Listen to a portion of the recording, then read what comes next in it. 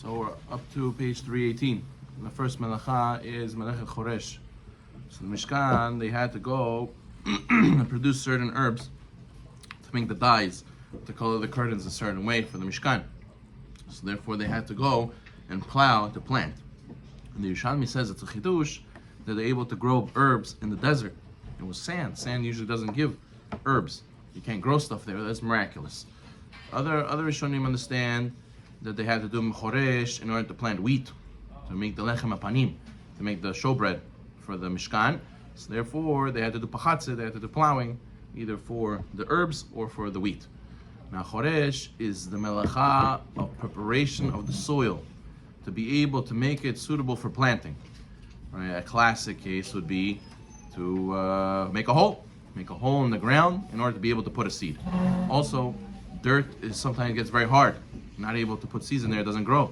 It needs to be soft in order for the seed to take root. So therefore to plow is also to break up the ground, to make it softer. Okay, Choresh can be done even after the seeds are put in the ground. Let's say you threw the seeds first and then you plowed afterwards.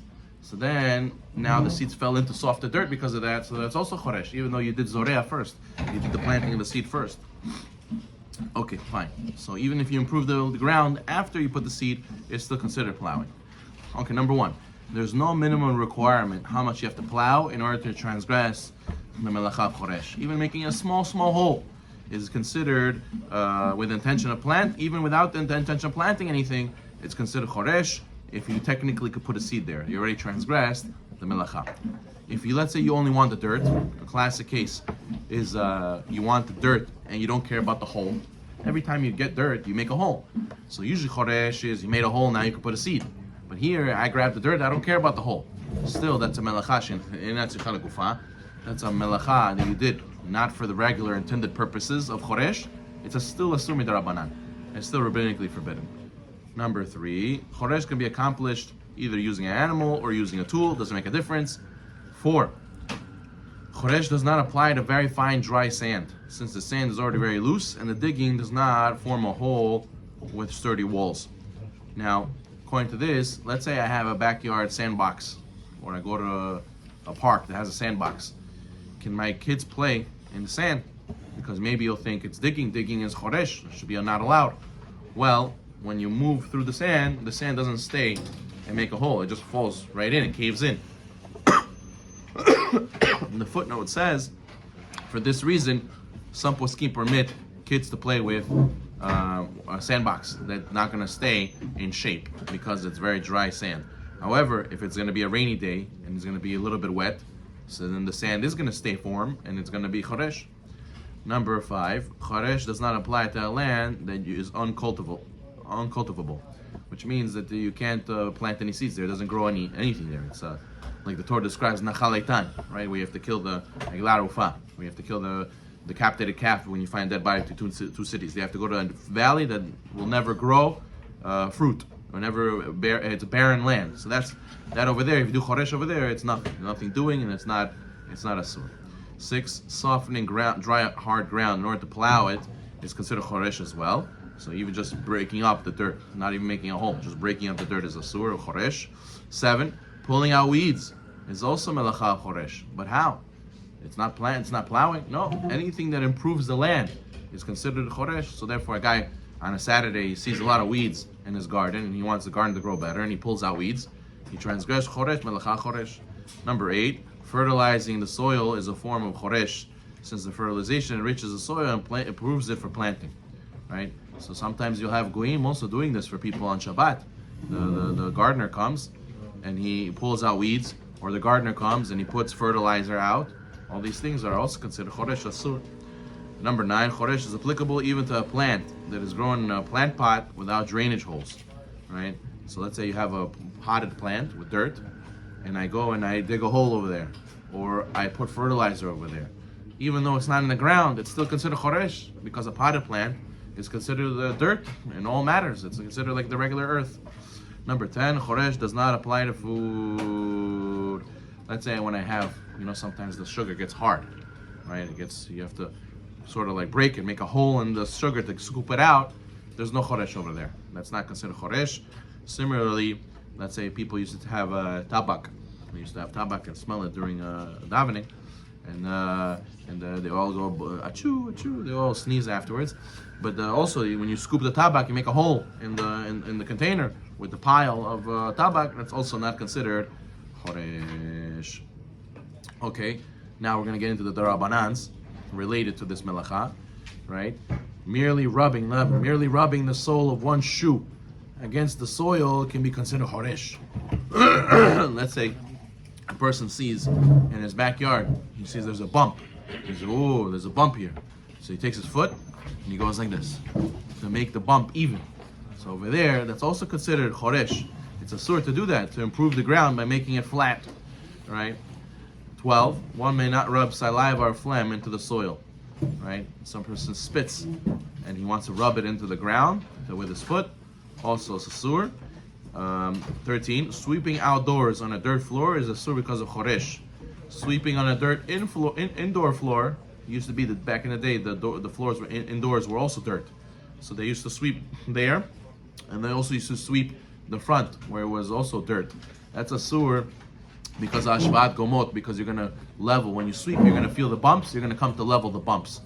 However, you're allowed to sweep, according to halacha, a tiled floor. So today, we have wood or we have tile in our houses, we don't have dirt anymore. There's no concern that we're gonna come to level the ground. So therefore, it is permitted on Shabbat to sweep. You're allowed to sweep. We're gonna see that that washing is different. When you want to do sponja to the whole house, that's different. All right. But the sweeping is permitted. 14, the Chachamim instituted that, one second, hold on. Yeah, the Chachamim instituted number 14 that it's prohibited to wash even tiled floors on Shabbat, because you might come to wash non-tiled floors. However, if one tiled floor is dirty in one specific spot, you could pour water over there and sweep it away with a sponge, right? Not with a sponge, with what's that called? The squeegee, the sponge. Similarly, if water spilled on the floor, it may be swept away. Cleaning the counter with water and sweeping the water into the sink is also not part of this restriction. Is permitted on the Shabbat. So the guy says, "Wow, the floor is so sticky over here. I can spill water and sweep it away, but to sweep to do the whole house, the whole floor with water and sweep it away with the sponge is not allowed." 15. One should not let children play games such as marbles or skip rope on dirt floor on Shabbat, since they'll end up even out the ground. A lot of times also, where the kids swing, I have a swing set in my backyard. The dirt where the kids swing, there's like the grass is ruined over there. They break the dirt over there. So they have to be careful. They have to pay attention to that when they swing on the swing, not to scrape the floor with their feet. 16. You're allowed to drag a bench, a chair, anything heavy on an earthen surface, even if there's a strong likelihood that as it's being pulled, the sharp corner will scrape a furrow into the ground. This is even permitted, even though it's a very heavy object that will never make a furrow by dragging it, right? So usually we say davar she'eino mitkaven is mutar, like Rabbi Shimon. My intention is to bring the bench from this side of the backyard to this side of the backyard. When I drag it, I'm going to make a furrow, a line in the dirt, and a line in the dirt is considered plowing on Shabbat. So how can I do that? So it's not my intention. Okay, it's not your intention, but you know it's going to happen. It's a very heavy bench. How do you not want it to make a line in the ground? So Rav Ovadia writes in Chazon Ovadia, the footnote over here, Chazon Ovadia Shabbat, volume 4, he says, number 1, the Halacha is like Rabbi Shimon, that if you don't have intention to do Melacha, it's permitted. Number 2, the opinion of Rashi in Masechet Shabbat is when dragging a bench, one is not digging in the normal way. You're doing plowing in a very abnormal way. Number 3 could be that the ground is hard enough that this bench won't make it. Right? It's safek. It's not for sure. It's safek, maybe it'll make a furrow. Number 4, making a furrow like this is destructive. You're not a planter in your backyard. Your furrow is actually ruining your backyard. Right? You don't want it. It's a mekalkel. And number 5, that maybe the person who's dragging it doesn't own the land, and therefore, since he doesn't own the land, when he does it, it's not considered a benefit for him, right? Just because it's a benefit for someone else doesn't mean it's a benefit for you. And halacha that also makes it more lenient. So because of many of these things together, Ovadia says that this case you're allowed to drag the bench to the other side of the ground, other side of the backyard, even though it might make a furrow. Number 17, one may push a stroller or a wheelchair on an earthen surface, even though it could be it'll make a impression on the ground. Doing so is similar to walking on soft ground and leaving a footprint, and that's allowed because you're not loosening it, rather you're compressing. Compressing the soil is not considered choresh. A lot of times you have to go with the kaleski over some grass, over some dirt. That's allowed. And the poskim talk about, let's say a guy bought Hugo Boss shoes, and on the bottom of the shoe it says Hugo Boss. Every time he walks on the dirt, it makes a sign, Hugo Boss, Hugo Boss. So maybe that's breaking Shabbat. And Ravadi writes also, even there, it is permitted, it's not his intention, and he's compressing. He's not making a hole. He's compressing the dirt. Compressing is not choresh. Number 18, and we'll end over here. A person's allowed to walk with a cane on Shabbat, even though the cane might make a hole in the ground. Also, a woman's allowed to walk with high heels, even though the high heels also might make a hole in the ground. Okay, we'll continue next time with the Melacha of planting. Baruch Amen.